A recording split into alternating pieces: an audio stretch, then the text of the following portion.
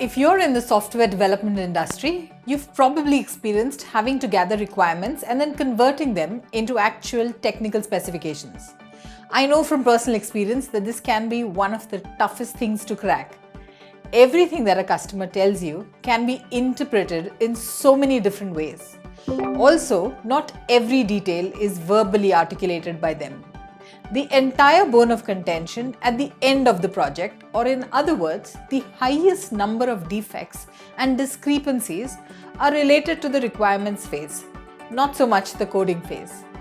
Yet, software entrepreneurs spend a lot of time and energy building competency around the coding aspects of the project, but miss out on creating formal structure around their requirement gathering process. Hey there, I'm Tabish Bibikar and I coach and mentor founders of software companies to build scale in their business fast. In this video, I'm going to talk about the importance of the software requirement gathering phase and its direct impact on your profitability. Software development is a complex process that requires, of course, careful planning and execution. One of the most critical steps in this process is the requirements phase.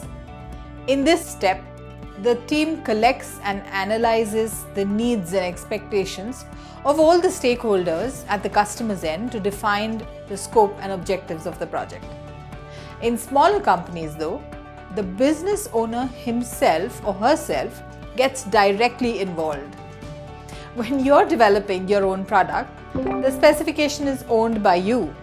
The developer can quickly decide to change the specification in response to some external change, just like a competitor feature. But for some custom services, the specification, of course, is owned and controlled by the customer. The implications of this are significant. Any misunderstandings or changes have to be negotiated between the customers and may have contractual implications.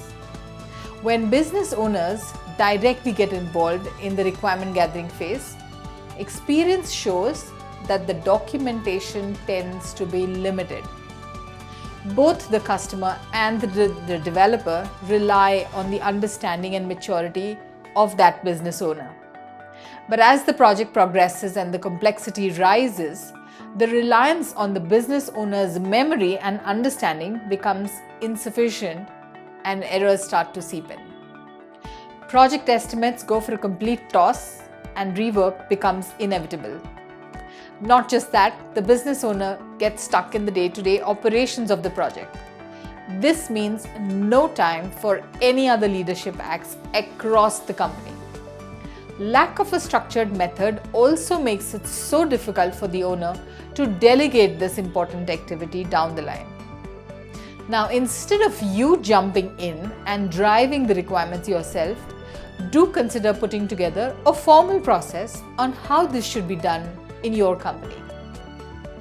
Break it down into workshop, interviews, and documentation. Spend time once in creating the templates and samples of how inputs should be collected and documented as use cases or user stories. Use visualization techniques such as wireframes and prototypes to help stakeholders understand the design and functionality of the software. Ensure you get sign-offs on this documentation formally from your customer. So many companies I've experienced do not get formal sign-offs on the requirements. Once you've nailed this process down, it gets easier to hire appropriate team members to run this for the company going forward. By following these best practices, you can ensure that your software meets the need of all of the stakeholders and the development process is smooth and efficient. Projects that complete on time and meet quality requirements are 10 times more profitable than the ones that go completely off track and demand rework and drain team energies. Comment sample below if you'd like me to share with you a template that you could get started to use for your company. If you've liked this video, please do not forget to like and share. Do also subscribe to our YouTube channel to see more such videos sharing tips on scaling up. Thank you for watching.